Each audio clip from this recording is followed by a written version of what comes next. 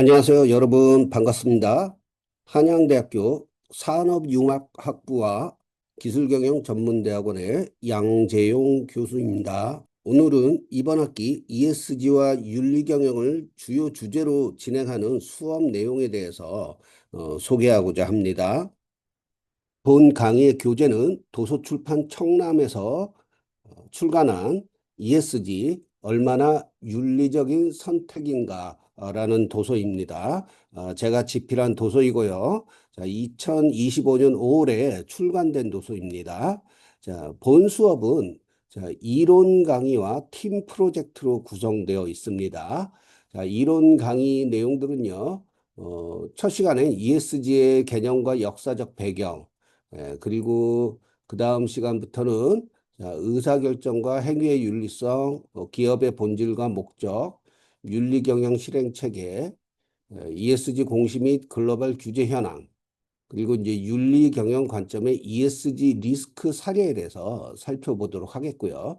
자, 팀 프로젝트는 각 팀별로 평가할 기업을 선정해서 ESG 경영 성과 평가를 해보는 내용으로 수업을 구성하고 있습니다.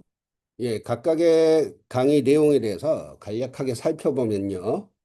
먼저 ESG의 개념과 역사적 배경 파트에서는 ESG하고 CSR, CSV의 개념에 대해서 살펴보고 각각의 어떤 차이점에 대해서 비교 분석해보는 시간을 갖도록 할 거예요. 그래서 이 주주 관점과 이해관계자 관점, 그리고 재무적 성과와 비재무적 성과 관점에서 CSR, CSV, ESG가 어떤 차이를 갖고 있는지 이해하도록 하겠고요. 자, 그다음에 지속 가능성을 위한 국제사회의 노력을 토대로 해서 이 ESG 개념이 형성된 어떤 역사적 배경에 대해서 살펴보도록 할 것입니다. 그래서 각각의 내용들에 나오는 주요 사건과 인물들에 대한 내용들이고요.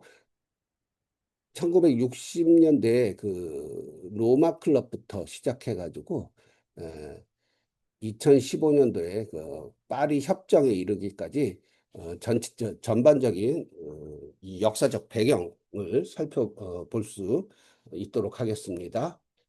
자, 그 다음 시간에 이제 의사결정과 행위의 윤리성을 주제로 해서 우리 윤리학에 있어서 주요 철학적 흐름입니다. 목적론과 의무론에 대해서 살펴볼 거예요.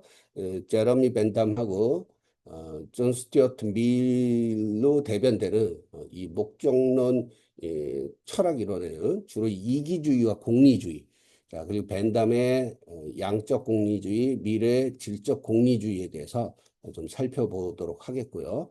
자, 그리고 임마누엘 칸트와 존 롤스가 이제 대표적인 그 철학자죠. 의무론 쪽에서는 이 칸트의 정언명령, 정언명령하고 자, 권리론, 그리고 존 롤스의 정의론에 대해서 또 살펴보는 시간을 갖도록 할 것입니다. 자, 그 다음 시간에는 기업의 본질과 목적에 대해서 살펴보는데, 자, 기업, 특히 이 주식회사, 주식회사의 어떤 탄생 배경을 좀 살펴보도록 할 텐데요. 최초의 주식회사라고 하면은 이제 동인도 회사라고 할 수 있습니다. 자, 1600년도 12월 30일에 잉글랜드 정부가 영국의 동인도 회사 인가장에 투자자들이 유한 책임을 갖는다라는 문구를 넣어서 이제 발행을 했고요.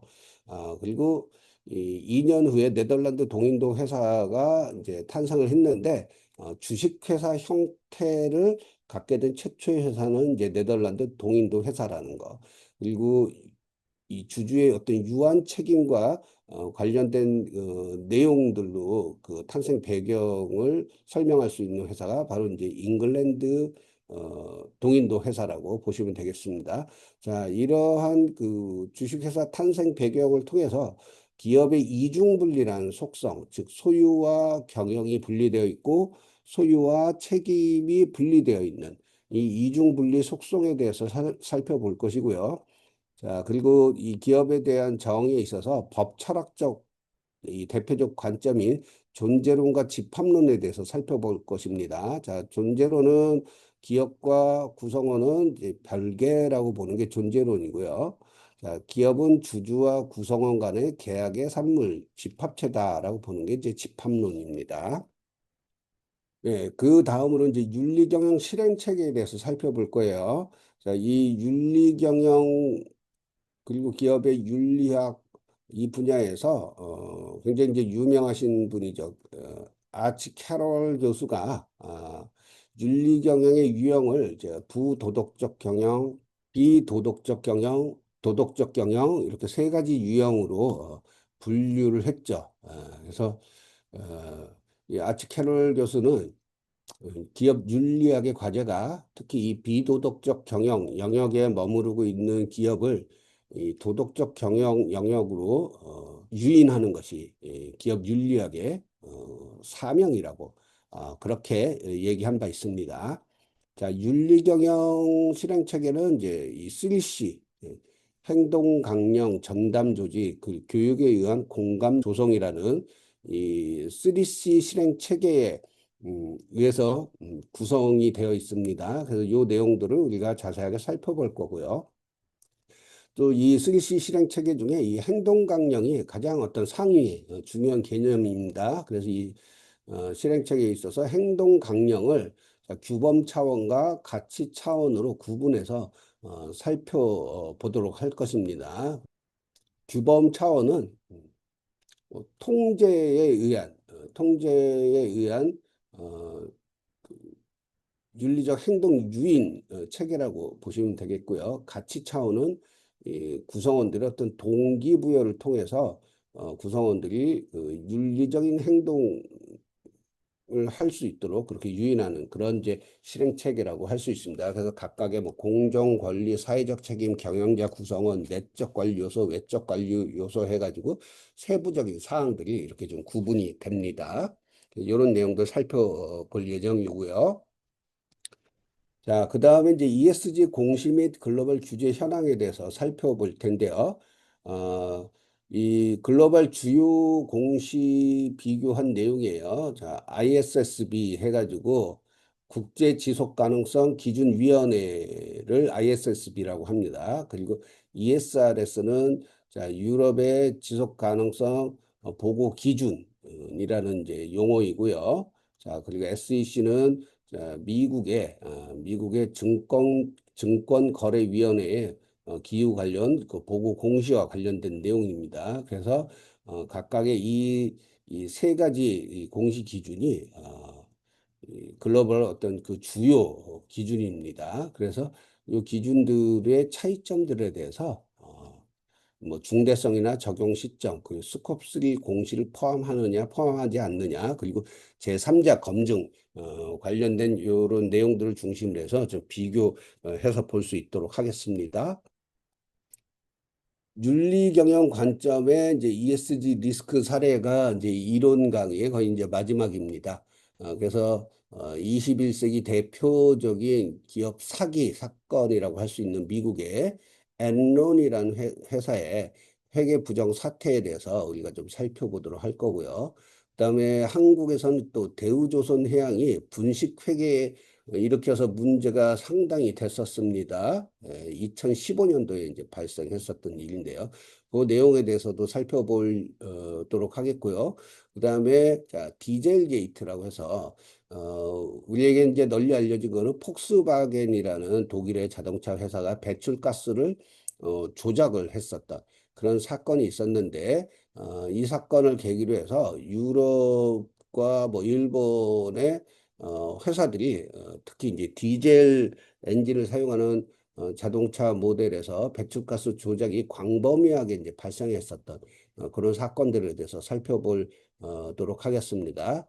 자, 그다음 이제 한국의 이제 대표적인 이제 핀테크 기업이라고 할 수 있죠. 카카오페이. 카카오페이의 어떤 주가 폭락 사태가 있었습니다. 2021년부터 2022년 그 한 해 넘어가는 그 시점에 이제 발생했었던 일인데요. 요 사건에 대해서 살펴봄으로써 캐롤 교수가 얘기했었던 그 비도덕적 경영 형태, 이 어떤 전형적인 이제 모습들을 우리가 좀 파악을 할 수가 있을 것입니다. 자, 그다음에 지멘스의 이제 윤리 경영 도입 사례를 통해서 윤리적으로 지탄을 받고 기업 자체가 이제 나락으로 떨어졌을 때 어떠한 방식으로 그 부분을 극복하고 다시 이제 기업을 정상화시킬 수 있는지 그걸 이제 이 지멘스라는 기업의 사례를 통해서 우리가 좀 살펴보도록 하겠습니다. 지멘스는 외국 공무원들에 대한 외국의 고위 관리들에 대한 어떤 로비 그리고 불법적인 행위들로 인해서 기업의 이미지가 나락으로 떨어졌었는데요. 그러한 상황들을 이제 극복하기 위해서 적극적인 어떤 윤리 경영 시스템을 도입해서 기업의 이미지를 회복했을 뿐만 아니라 기업의 어떤 재무적 성과도 회복을 했었던 그런 대표적인 사례입니다. 자, 그리고 이제 ESG 평가 프로젝트 수업 이렇게 진행을 합니다. 팀별로 두 개 기업 선정을 자율적으로 이제 하시면 됩니다. 하나는 이제 제조업하고 또 하나는 이제 비제조업. 그래서 이제 금융이나 유통이나 IT 기업들 중에 하나 선택을 하시면 될 거예요. 그래서 ESG 평가 보고서를 작성해서 발표를 하는 걸로 수업을 이제 진행을 할 겁니다. 그래서 평가 대상 기업의 어떤 선정 사유, 그리고 이 선정한 기업에 대한 개요, 그리고 그 기업의 어떤 환경, 사회, 거버넌스 영역별 강점과 약점 같은 걸 좀 파악을 하시고, 그리고 평가에 대한 어떤 전반적인 결과 및 시사점, 그리고 이 평가에는 KESG 가이드라인이라는 이제 모형과 지표를 사용할 건데요. 사용을 하시면서 현행 KESG 가이드라인의 한계와 개선점까지 좀 파악해가지고 제시를 해주시면 좋겠습니다. 예, 이렇게 해서 이번 학기 수업을 한번 재밌게 한번 진행해 보도록 하겠습니다. 수강생 여러분들께서 수업에 적극적으로 참여해 주시면 좋겠고요.